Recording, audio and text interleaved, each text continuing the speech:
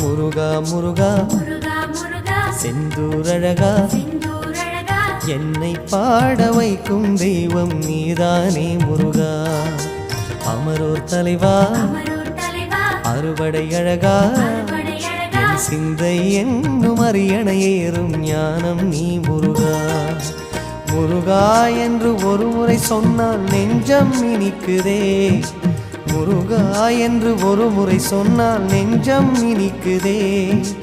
உருகாத உள்ளம் கூட உணர்வில் மறக்குதே, உன்னை நினைக்குதே.